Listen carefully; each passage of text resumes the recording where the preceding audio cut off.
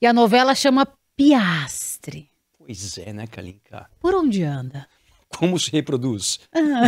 O que come, o que vive, como vive? Nossa, realmente essa novela tá muito, muito interessante e tá assim tomando proporções que daqui a pouco vai parar na justiça comum, né? Porque na justiça da FIA essa conversa já foi. E nesse momento, né, falando sério agora, esse assunto Piastri realmente está tomando O uma proporção... palpitômetro é sério também, só pra você saber. Não, um pouco menos sério, é esse assunto que eu vou tá, falar. tá. Não, esse assunto do Piastri, Kalinka, primeiro de tudo, onde está esse assunto? A FIA, na verdade, a Fórmula 1 tem uma comissão de análise de contratos de pilotos. E é nessa comissão que está sendo analisado o caso do Piastri. Uhum. E essa comissão, para as pessoas entenderem de onde que ela, quando que ela surgiu, para que ela serve. Essa comissão, na verdade, ela foi criada no início dos anos 90, mais precisamente, se não me engano, em 1991, quando a Fórmula 1 teve uma seguinte situação. Michael Schumacher, o 7 vezes campeão mundial, começou na Fórmula 1 pela equipe Jordan e depois ele recebeu uma proposta da equipe Benetton, que ele acabou indo para a equipe Benetton. Então ali teve um problema entre essas duas equipes disputando um piloto. A Jordan achava que o piloto, eles tinham direito sobre o contrato do Schumacher e a Benetton achava a mesma coisa. E foi naquele momento que a FIA e a Fórmula 1 entendeu que eles tinham que criar uma comissão justamente para esses assuntos não irem parar na justiça comum e às vezes demorarem anos para serem resolvidos. Então lá em 1991 foi criado esse assunto e é um órgão da Fórmula 1 que é pouquíssimo utilizado, porque essas coisas não acontecem com tanta frequência. Tiveram alguns episódios, um que ficou muito famoso, olha como são as coisas, foi em 2005. Jason Button, que foi um campeão mundial, ele estava na equipe Honda em 2005, ele queria sair da equipe Honda para ir para a equipe Williams, que é mais ou menos a situação que o Piastri está. Esquece por um momento que o Piastri nunca nem correu de Fórmula 1, mas ele tinha, teoricamente, o contrato na Alpine e queria ir para a McLaren.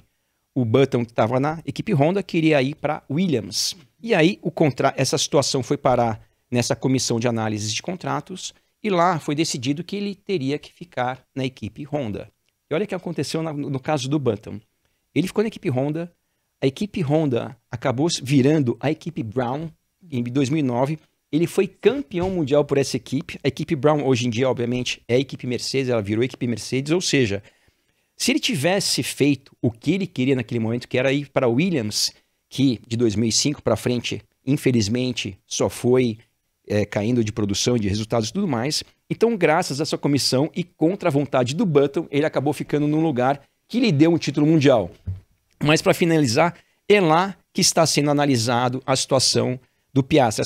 Esse caso começou a ser analisado ontem, na segunda-feira, após o Grande Prêmio da Bélgica, e normalmente demora-se ali no máximo 3 dias para chegarem no veredito. Então, a gente acredita que até mesmo antes da sexta-feira, talvez essa situação esteja decidida e o Piastri vai ver o que acontece com ele.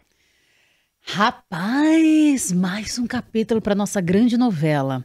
Lembrando que o Piastri nunca correu na Fórmula 1. Pois é, tem e isso pode ainda. ter armado um climão gigantesco, porque afinal de contas ele está participando, ele está com a Alpine, né? E aí a Alpine, assim que o Vettel declarou a aposentadoria, a Alpine colocou nas redes sociais e falou, não, tá fechada a nossa equipe para 2023. Nós temos o Piastri, nós temos o Ocon. Porque o Alonso foi pro lugar do Vettel. Exato. Exatamente. Então, tinha ali, eles já colocaram, não, tá tudo certo. Só que aí veio o nosso querido Piastri, que é o nosso protagonista da noite, e falou, não, peraí, não tem nada certo, não vou ficar e tal. E aí gerou um clima gigantesco, um climão. Sim. E como é que faz para o piloto ficar nesse caso, Max Wilson? Kalinka, é muito difícil essa situação, porque tem algumas passagens muito esquisitas nesse assunto todo. Uma delas é o seguinte, uma coisa que normalmente consta em qualquer contrato de qualquer profissional, não só no automobilismo, são algumas datas limites para exercer a opção para aquele profissional continuar naquela empresa. No caso, uma empresa que se chama uma equipe de Fórmula 1 chamada Alpine. Então, do lado do Piastri, dizem que tinha uma data limite no dia 31 de julho, que a partir do dia 31 de julho, se a Alpine não exercesse a opção do Piastri ficar lá, ele estaria livre para ir para outras equipes. Normalmente, isso não é muito interpretativo. Se tem uma data, é preto no branco, é o que está valendo. A Alpine... mas o chefe da Alpine fala que tem um contrato até 2024. Pois é, o chefe da Alpine, ele disse no primeiro momento uma coisa que foi o seguinte, ele colocou ali até em questão a integridade, o caráter do Piastri, e levou para esse lado. E nesse momento, quando ele leva para esse lado, que normalmente não está em nenhum contrato, o nível de integridade ou de caráter de nenhuma pessoa, eu tive a impressão que ele falou assim, poxa, a data passou, eu achei que o menino fosse ficar aqui, depois de tudo que a gente fez por ele, não ele me pegou... calcei, tipo... Não me calcei porque achei que talvez não fosse necessário, ele foi embora. Posteriormente, o Otmar Szafnauer, que é o chefe de equipe da Alpine, falou o seguinte, não, essa data limite não existe. Essa data que estão falando do dia 31 de julho, ela não existe. O fato é, ela existe ou ela não existe? Porque se ela existe e passou do tempo, o Piastri, certo ou errado, mas juridicamente ele está no direito dele de ir embora. Se ela não existe, ele não tem esse direito. Agora, o que estava no contrato a gente não sabe, Kalinka. Mas 3 dias para resolver uma coisa... Deve ser um imbróglio muito maior do que uma simples data. Mas a data já resolveria. Mas seria rápido, ué. Pois tem, é. não tem, vai, não Pois vai. é. Fácil. Exatamente. O que pode acontecer é o seguinte, a McLaren, que também está envolvida nessa situação, também está numa situação delicada. Por quê? O Piastri, pelo que falam, assinou um contrato com a McLaren. A McLaren se livrou do Ricardo... Pagando uma bagatela. Pagando uma pichincha de 20 milhões. Que é mais ou menos o que você gastou na sua última viagem para a Europa. Com certeza. E agora, se tiver que também pagar uma eventual multa por uma quebra de contrato do Piastri com a Alpine, porque a Alpine não está dizendo que não vai querer ficar nisso aí de graça. E isso tudo, Kalinka, tem a seguinte situação. A gente falou, né, explicou aqui rapidamente que existe essa comissão de análise de contratos da FIA. E essa comissão de análise é para resolver a seguinte coisa. Para onde ele vai? Para que equipe ele vai trabalhar ano que vem? Agora, uma coisa que pode ser sim levada para a justiça comum, se uma das equipes acharem que tiveram algum prejuízo ou qualquer coisa assim, isso sim pode ir para a justiça comum. E dali para frente, ou o Piastri, ou a Alpine, ou a McLaren podem sofrer um processo que é o que a Alpine fez. Quer dizer, existe, né, rumores falando que ela pode cobrar, inclusive, o tempo de investimento do Piastri dentro da escuderia, né? Pois é. Agora, de novo... É meio sacanagem também, não é? Não, eu vou te preparar e tal, mas é uma troca. Não, na verdade, ele não vai ficar? Eu acho que se o Piastri, esquecendo um pouco o lado jurídico, se ele tinha um contrato com a Alpine, e esse contrato expirou, depois de um dia ele foi lá e assinou um contrato com outra equipe, e depois de tudo, porque no fim das contas o Piastri é um talento, mas talvez se não fosse o apoio da Alpine, que pegou ele lá na Fórmula 3... Talvez ele não tivesse nem corrido de Fórmula 3 ou de Fórmula 2. Então, realmente, eu acho que uma mão lava a outra. E quando você recebe um investimento de alguma equipe em você como piloto, eu acho que você, na minha visão, retribuir é o normal.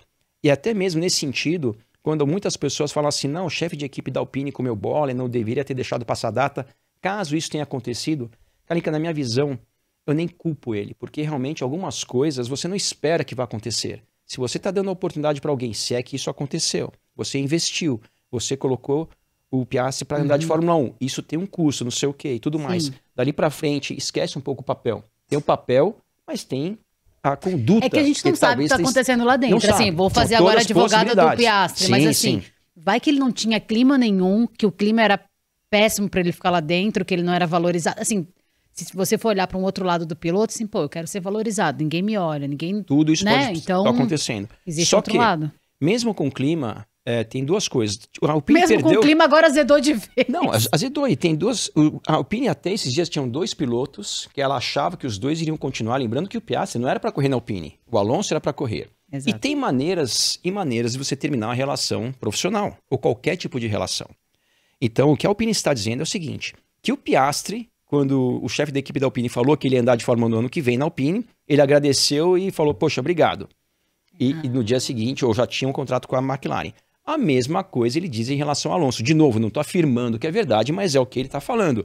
E o Alonso falou assim, eu vou até a padaria comprar meia dúzia de pão e já volto. Quando voltou sem pão e com o contrato da Aston Martin debaixo do braço.